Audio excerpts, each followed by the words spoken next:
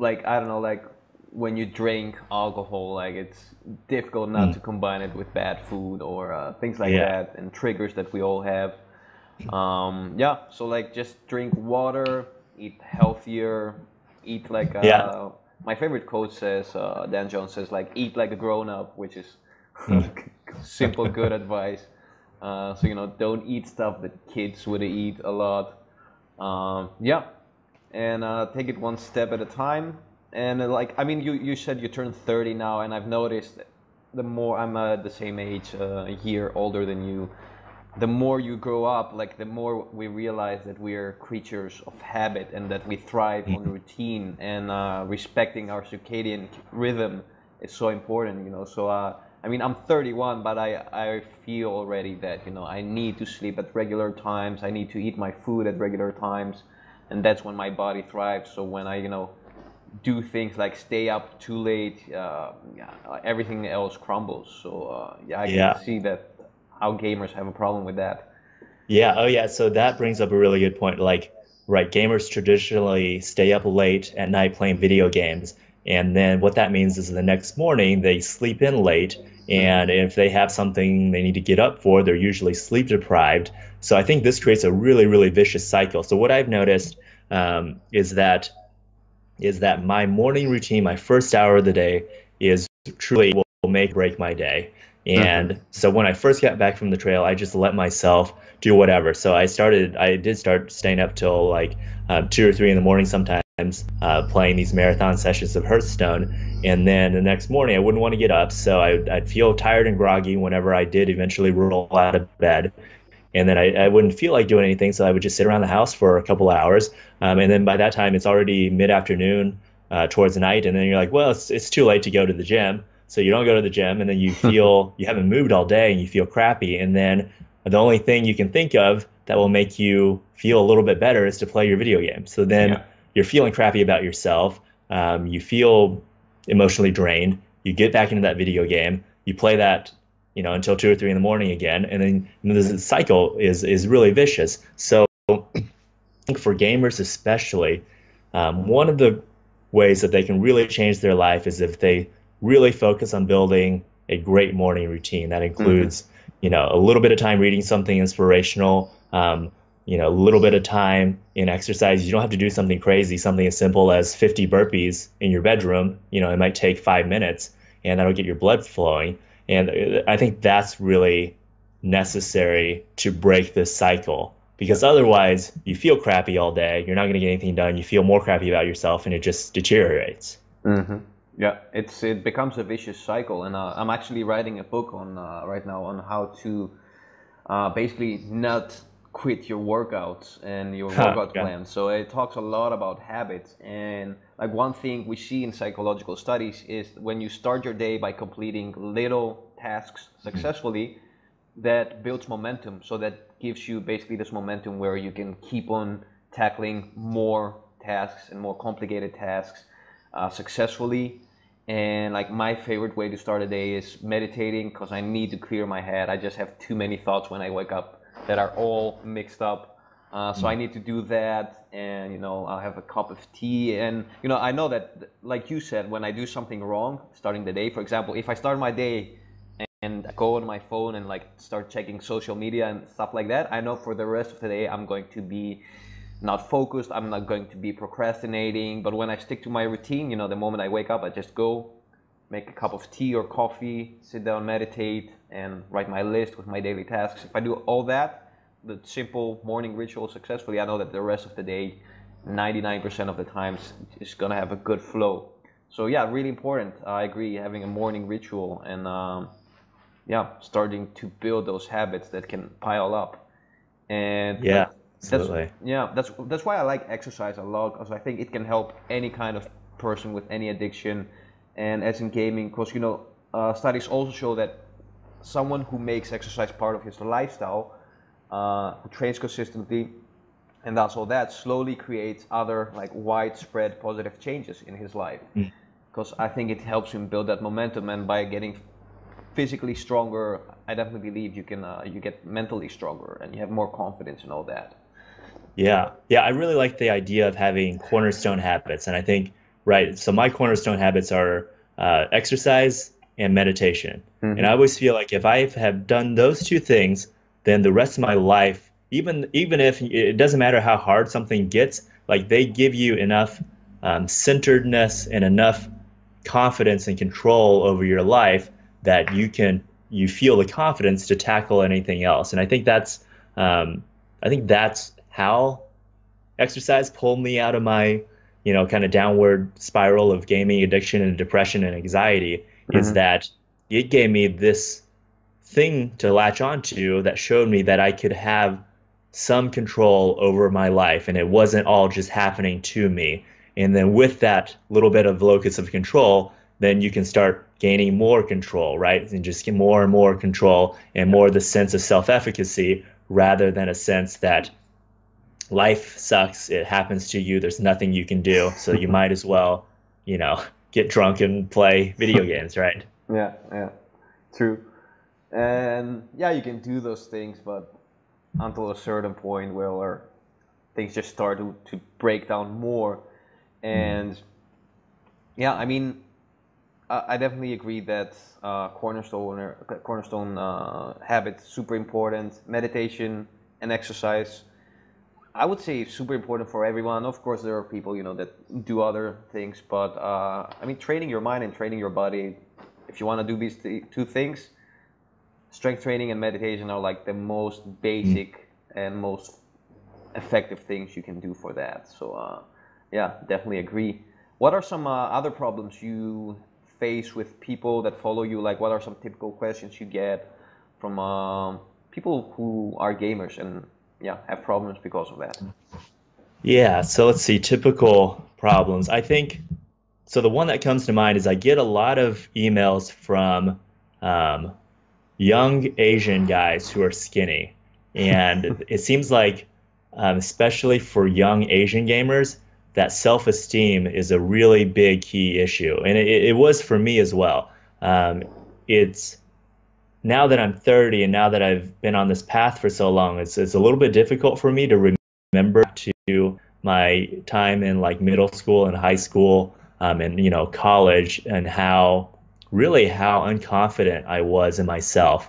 Um, like to give you an example, I had this notion that I could only date Asian girls because no other girls would like me, and it's just like this weird, crazy thought, but that's what I believed at the time. Hmm. And so I think that's a big issue that affects a lot of gamers is very low self-confidence. They just don't believe in themselves, and they find it difficult to picture themselves um, accomplishing many of these tasks that we would kind of take for granted in our society, like right, like finding a partner and getting Hmm. a good paying job and just having a happy, fulfilled life. Like they find it difficult to think that they could achieve those things. Yeah. Um, so I think that's a problem, but it really is a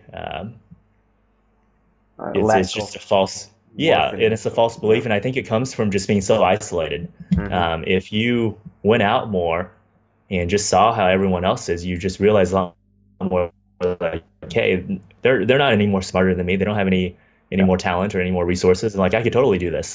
There, I always get a kick out of that whenever I meet some like local business people. I'm like, man, these people are idiots, but they're successful, so why can't I do that, right? So it just isolation and too much thinking can create really warped ideas of reality, right? And Totally. it's Yeah. it's like I guess that's the core problem with gamers is you're so inundated in your online communities and your game, and you're so isolated from other people that it can really warp your perspective of reality. Hmm. Hmm. And I think probably another problem would be is a lot of times with self-improvement, I think we start with probably not the best motive. So maybe somebody wants to start exercising and he does it because he thinks, pretty common with people that are in their 20s, like if I get in shape, I'm gonna get noticed more from women, from girls, Mm. which Yeah. I don't think is really the case because I think it's more. important to understand that by building your body up, you can feel a bit more confident, and it's that Mhm. confidence that will draw like the girl that you like. It's not the body per se, because if you just go and sort of try flashing your body, I don't think that works with like maybe it works with 1% of women, but I would say 99% wouldn't be. Probably would be it would have the opposite result. So understanding that, okay, yeah, build a healthy body, get stronger, but don't do that as a way to try to attracting a woman. Use it to have more confidence, and after that start also working on your social skills, which is the most important thing. I mean, if you want to attract a girl. So yeah, do exercise to feel healthier and to have some more confidence with your body and all that, but also focus on working on your mind as well. Super important, on your social Yeah. skills, on your all your mental game basically. Yeah, no, absolutely. Because right, if you have a nice body, yeah, the girl will notice you, but as soon as you open your mouth, if you Mm. have no idea how to interact with somebody, it'll Yeah, totally turn them off, right? yeah. So it's ultimately a good body is will not help you reach your goals with women. You need to be a good person and Hmm. not just a body, right? Yeah, yeah, true, Yeah. true. uh, what are some other things that you would say changed a lot after you? Because right now you game like, how often do you game right now? So probably 2 to 3 hours a night, Hmm. Monday through Friday. So I've kind of made that my streaming schedule, and Yeah. that actually feels like a little bit like too much. Hmm. But I'm trying out streaming right now, so that's what I'm playing. If I weren't streaming, I would probably play a little bit less and do some other things. But 2 to 3 hours a night, so 10 to 15 hours a week. Hmm. Yeah. And like, so you have that structured, like you have a timer, or how do you keep yourself disciplined so that you don't overdo that, or you don't um, extend the time window? Yeah, so I don't use a timer. I think a timer would be useful if you have trouble like with that self-discipline component. The exercise with the gaming is actually very useful. Mm. Um, I really and actually a standing desk as well. So right now I'm standing here talking to you, and that was when I first got my standing desk. That's what I noticed because I was playing Guild Wars 2 at the time. So that's an MMO. So traditionally you might be on an MMO for 8 hours at a time, but I noticed I really couldn't play for more than 2 hours in a stretch because I would just get tired of standing here. Yeah. So I think that's another cool little hack to limit your gameplay time. Because if you're if it makes you tired to stand here, then you're not going to stand for too much time. So I think that exercise component, where I say if I'm playing video games, I must be exercising, and I just turn that into a rule for myself. And then the other component of being at a standing desk both help to just give me some physical level of discomfort that slowly rises as I play, so that eventually it reaches the point where like I don't want to do this anymore. I want to go sit down and relax and read a book because Yeah. I'm tired. So that helps a lot. Yeah, that's a good tip. It's yeah, I wanted to yeah, ask you about that. I was thinking about that, like probably having a standing office would be a good idea for gamers. yeah. It really is, and it's what they say: sitting is the new cigarettes. Hmm. If you do exercise for an hour a day, your risk of dying is increased if you sit for 8 hours a day. Like even if you do exercise a lot. So, Yeah. you're right. Like as a personal trainer, you see a lot of people who have uh, muscle imbalances from sitting all day, really tight hip flexors, Yeah. really weak posterior chain, and it's just not healthy, not good for your body. Yeah. Yeah, for sure. So, what are you busy now? Like, what are your plans for the future? You're planning on putting more, working more on the healthy gamer, creating more content, or what are your plans?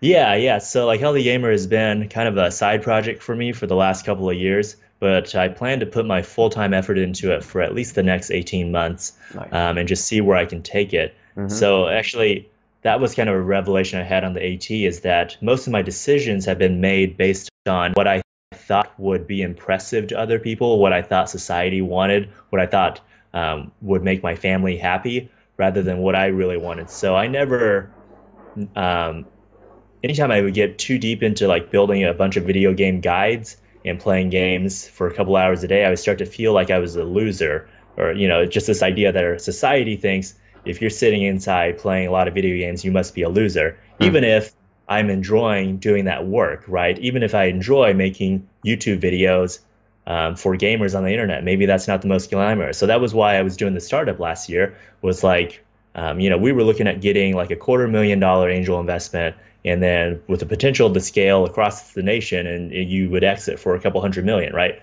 So I was like, yeah, I want to be one of those hot shot startup guys. But really, when I thought about it, I don't want all that. I don't want the stress of investors. I don't want the responsibility to answer to stakeholders. I don't want to manage a big team of employees. Like those all are just a stressor and the drain on my time, and they keep me away from doing what I really enjoy, which is I really enjoy one, testing things out in my life to figure out how I can have a better life, and two, right, just doing these daily maintenance things of exercise and meditation and all that, which that makes me feel good, and that takes time. And then three, I love just sharing that with other people. I think like that's kind of what I'm supposed to do. And I love playing video games, so I'm just going to do that. And I don't care now if somebody else thinks like, oh, that guy plays video games for a living, he's such a loser. Like, so that that doesn't factor into the equation anymore. And I think that's really important for people. Is it's how many of you have sat down and really thought, what do I want out of life? Not what does society want from me, or not what do my parents want from me, but how do I really want my life to look like? Because ultimately, yeah, that's when you feel the most alive. Yeah. And when you feel the most alive is when you do the best work, and the best work you can do will give you the best rewards. So ultimately, it is the path that will lead you to your best life. Yeah, yeah. Yeah. So that was a long-winded question. I'm going to keep working on Healthy Gamer. I'm going to build a bunch of like boot camp videos, and taking some tips from you. I need to build up my email list and just try to turn this from a hobby into a full-time thing. Cool. Yeah. No, as you said, I think we all are nerds about something, and it's that something that we're nerds about. I think that is important to cultivate, and not to avoid it just because it's not mainstream, or because your parents frowned upon it, or society, or this and that. If you really like something, go for it, work on it, think of how can you share value to other people through it. And yeah, if you can even make it your work, even better, If not, it's important to have a hobby, something that keeps you alive, so that you don't turn into this just mechanic being of, doing things every day that you don't like, and trying to, be like everyone around you, I guess. Yeah, I think like Arnold Schwarzenegger is such a great example, because when he was doing bodybuilding was not mainstream. They thought he was really weird, and he always said like he had posters of these men on his wall, and his mom was really worried about him, right? And he snuck out of his army base to go compete at a competition that he won, and at the time bodybuilders were not making any money. There was no money in bodybuilding, but because he stayed true to himself, and he stayed true to his vision and what he wanted to do. Arnold really did help to build the entire industry of bodybuilding. And so he turned this passion of his that at the time there was no real monetary reward for, into this giant, $100 billion plus industry now, with all our gyms and supplements and whatever else. So I think that's a testament to the fact that if you have a vision, just stick to it, even if right now it seems like there's not opportunity in that vision. Like, you go create that opportunity. I think it's totally possible. Yeah, Arnold is a great example. I mean, I think just because of that mindset, the guy came from a little village in Austria, and like went to the States, and basically lived 3 or 4 successful lives, like bodybuilder, actor, politician, and I don't know, whatever it is that he's going to do next. So and I think a big factor of that was that mindset that he had, and hard work ethic, and of course he had a brain, but I don't think he's super intelligent, than a lot more intelligent than a lot of people out there that are just doing a lot less. So yeah, where can people follow you? Your website. I'm gonna put, of course, links in the description below. But give us your links just quickly. So where can we find you?